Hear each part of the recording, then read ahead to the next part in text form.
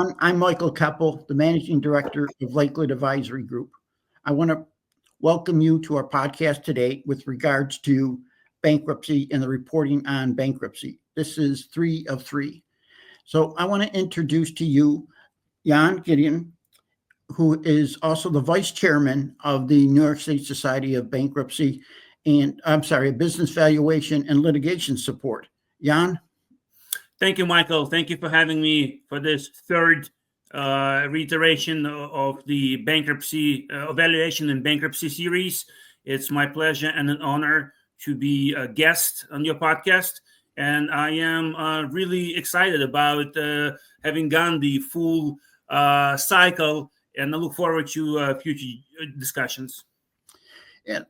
We're going to focus today, as part 3 of the 3, on the winding up of a business valuation with regards to bankruptcy, and that is the reports and the significant differences between a bankruptcy report or distressed entity report and a, quote, normal, if there is such a thing in air quotes, business valuation report.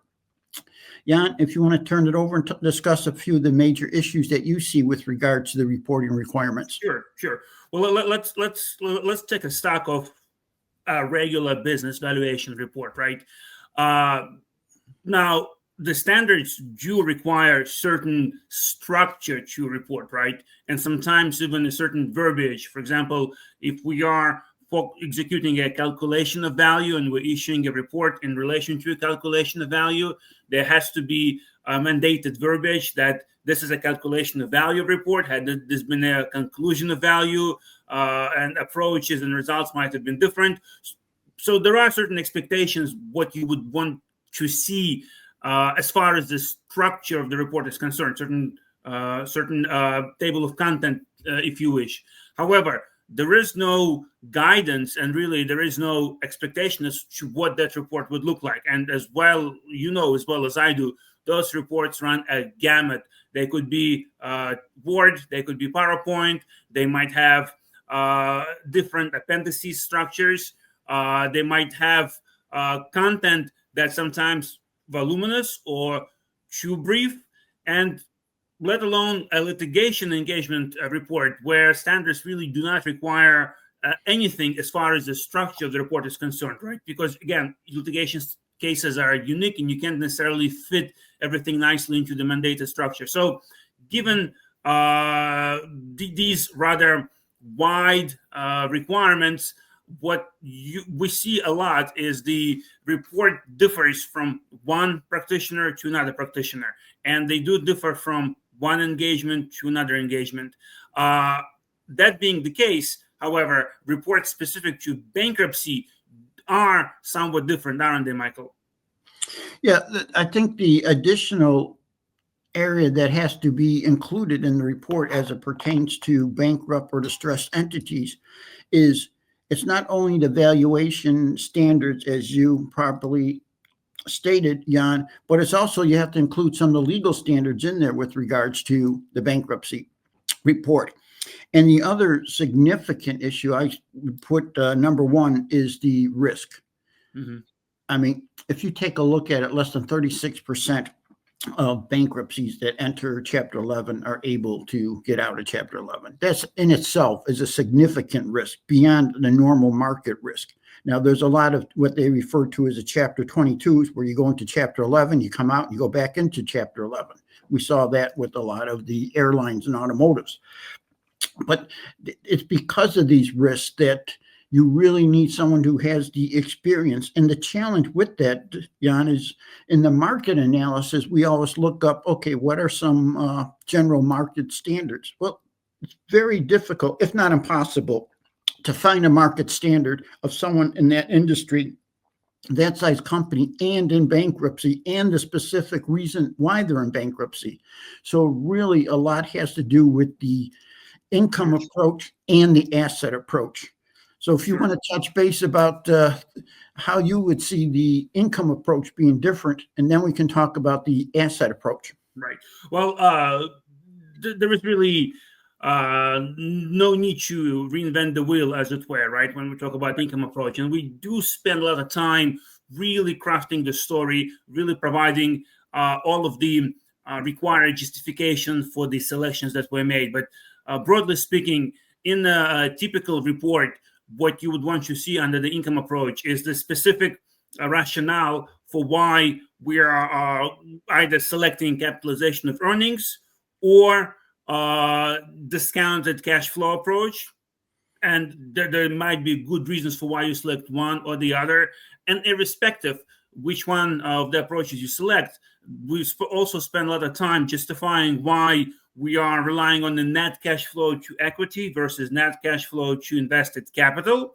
Again, given the particulars of a company's capital structure, and depending on which direction we decide to go, there is a significant amount of content that's written that justifies inputs into the cost of capital, whether it be the build-up, whether it be the CAPM, whether it be the WACC approach, the weighted average cost of capital, and the subsequent rationale for each and every input that flows into those decisions. Now, that being the case, though, for a bankrupt company, obviously, cost of capital would be a very interesting point. What do you see from that perspective? How would you expect a report written for valuation and bankruptcy that deals with the cost of capital issues? Yeah, the cost of capital issue is a monumental challenge with regards to it. I mean, unless they're going into some sort of dip financing or something else where you can identify the cost of capital known in advance, it would be a significantly high cost of capital. I mean, to the point where the income approach may not make sense for them, because the projections also in the future, if you wanted to use the discounted cash flow method, the probability, as I said before, of coming out of a Chapter 11 is small. Right. So the risks are very high. But you pointed to a very interesting topic, and I think that as practitioners, that needs to be addressed, and especially with regards to bankruptcies, is the documentation of your assumptions. Now, as a professional, you and I could prepare a valuation for the same company and come up with different results. We have different assumptions, different factors. The key is, can you document those and make sure that it can be understood by the legal community and your end user? Sure. And in addition to the challenges of assumptions in there, because the number two problem I see with bankruptcy, not a problem, but just a fact of life, is the business valuation associated with these entities that we're discussing, Jan, is going to be reviewed by many parties, many adversarial parties. If you're dealing with the debtor, you got the creditor, you got the credit committee, you got the trustee, you got the judge. If you're on the other side of the fence, the creditors, you got the debtor, you got the trustee, you got the judge, and you may have a credit committee going after. So you really have to document your assumptions and why you go through it. Sure. And it's not unusual, at least we're seeing, it's not unusual to have a business valuation review. In other words, another firm will do the business valuation for a credit committee, and they will ask a firm like ours or someone else, could you review this with regards to the assumptions, because of the complexities associated with bankruptcies. But right. You're absolutely right. The documentation of the report is critical in bankruptcy, much more so than in a normal route. Much more so. Now, a question, a point of note is that I don't typically, and I don't think a lot of practitioners in the normal valuation would include references to court cases. I think that is very different from a report written for bankruptcy. What is the importance of actually including references to court decisions? Yeah, I agree with you. I would say most of a normal bankruptcy, and again, I'm using air quotes because they're also different, as we know, is use a lot of the guidelines of the IS ruling 5960. You use a couple other things. And if it's a specific industry or preferred stock or something, you may want to drop in a citation, a legal citation or two. It's the complete opposite in with regards to bankruptcy, because you're reporting it for a judicial body. And that is the language that they speak and that they know. You're not dealing with business people. You're dealing with the lawyers, and it's very specific. And you have to use all those necessary citations to pass muster with them. And the other thing is you have to be very careful, not only in your documentation, that you don't get too wrapped up Mhm. trying to appease one side or the other with regards to bankruptcies. We've been called in on a couple of bankruptcy courts as a court-appointed neutral. We're a member of the Academy of Mhm. Court-Appointed Mhm. Neutrals, and the trustee or the judge will call us in, and they'll have one from the debtor Mhm. valuation and another one from the creditor. Well, they're different as day and night. One of them looks like they're not going to survive to the end of the week, and the other business valuation looks like it's the next Google, and yet Right. it's the same company. And you should take a look at some of these assumptions where they're real and unrealistic. And as a professional, you lose your credibility if it's unrealistic, and especially if you don't support it. We just talked about the challenges of the income approach. There are significant challenges. You got to be very careful using it. Mhm. It's very difficult. And we briefly discussed that the market approach is really outside the realm. Right. Yeah. So Well, really, it would be impossible. I mean, I don't know if it would be impossible, but finding market multiples or for a company that's similar to the company that's gone bankrupt or that's going bankrupt, I think there are tremendous challenges there, and I don't think a single database that I've ever dealt with gives a good solution. yeah, and I've been doing this for decades, and I fully agree. Never found one. Mhm. Not even close. Nothing that I would want to put in the report because it is so different. So by default of the three legs, it really focuses us to take a look at the asset side. In business valuation, because of the risk of the entity continuing, we put more emphasis on that third leg of the stool, the assets. Now, as you know, we can talk a little bit about the assets. You got the fair value of the assets, orderly liquidation, and forced liquidation, and they are significantly different results. So if you want to talk briefly about the challenges of those, please. Sure, sure. Well, it also depends on the nature of the business itself. Is it asset intensive? And when we say assets, traditionally people think about property, plant, and equipment, large inventories. But a lot of businesses that have gone bankrupt in the recent history actually had no hard assets on their books. I don't want to bring up crypto necessarily because it's always a hot topic, but when the crypto exchange implodes, for example, on its books, it holds an ephemeral currency, and I will put it in the quotation marks, or financial instrument whose value fluctuates tremendously. So, how do you even get to the point of assessing the fair value of that coin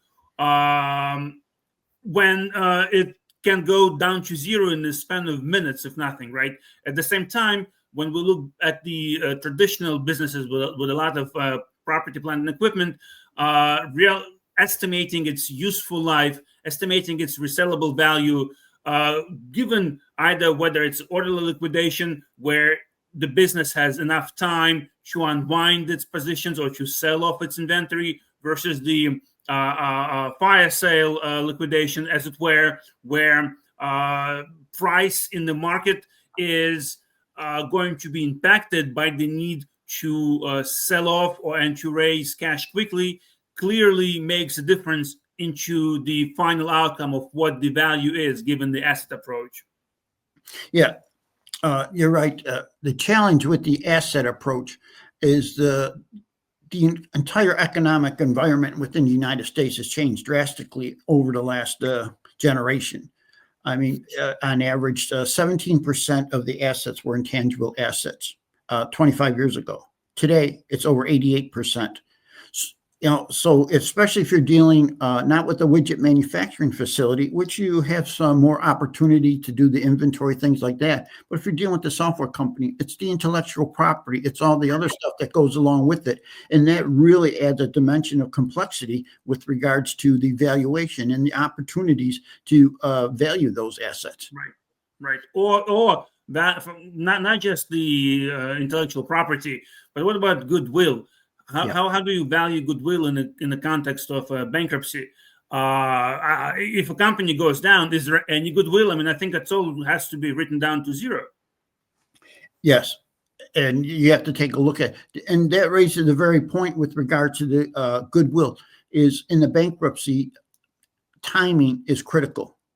because if you're on death row, and I use that term for bankruptcy, whether it be Chapter 11, but there's also Chapter 7 in the cases you still have to value some of the assets in the entity for a sale.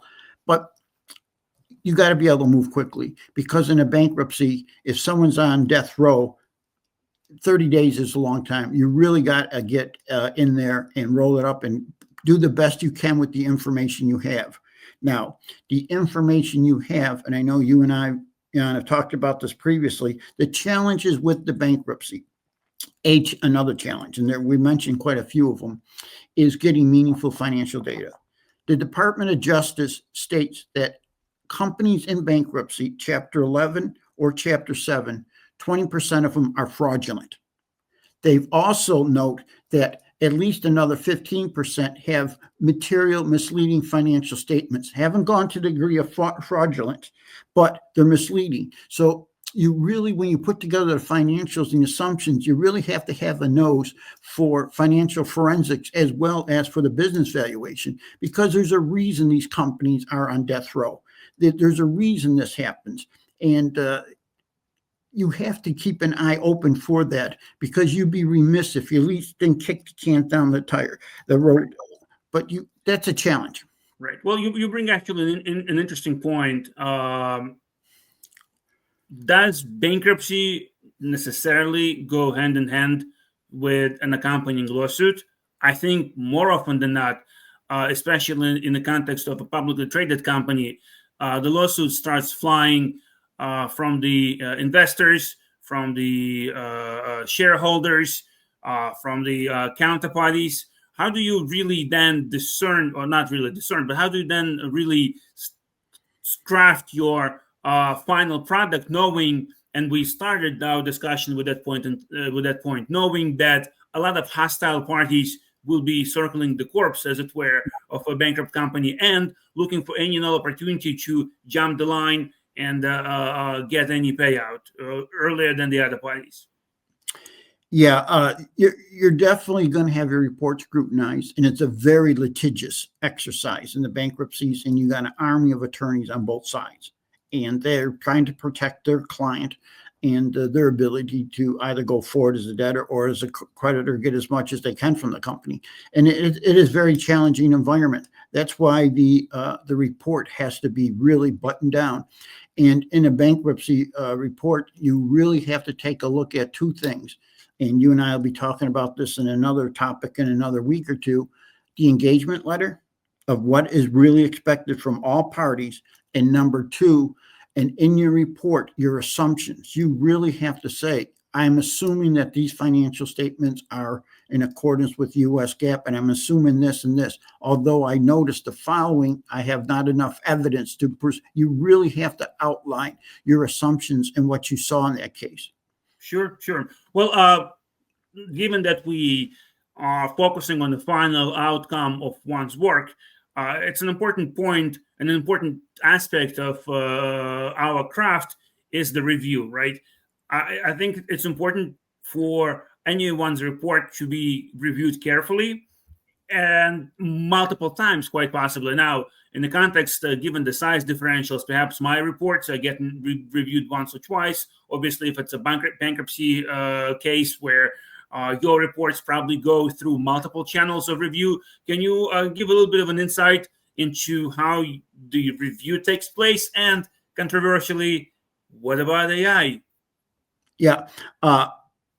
AI is a very interesting topic, as you know. The review process, I've have another CPA, a business valuator that I know very well outside of the firm, to have, if it's going to be litigious, to have him review it and say, what's it? I used to, and I stopped this post-pandemic, have a draft and maybe share it with a few of the parties. Am I okay? Are my assumptions okay? That did not work out very well, because right off the get-go, it's adversarial and they're going to blow it up. And that didn't work. I had already used AI to tell me the strength and weaknesses of a report. It does a good job. I've also taken AI results, and it's no secret. I've done this a couple of times. Wrote my report without AI, put it in AI, and say, okay, what's the weakness from a creditor's perspective? And it'll give me some weaknesses. And I'll take the same results and run it through Copilot and say, what are the weaknesses of that? I don't feel comfortable with bankruptcy cases using a lot of AI because it's so unique and it's so risky.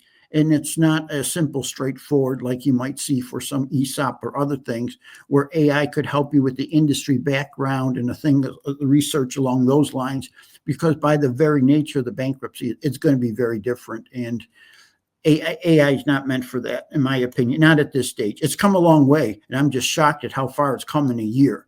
But Sure, I sure. don't think it's ready for that stage yet. Right, right. And look, I mean, this is neither the place or the time, and there are people who are on a speaking circuit talking about AI nonstop. But it is an interesting consideration nonetheless.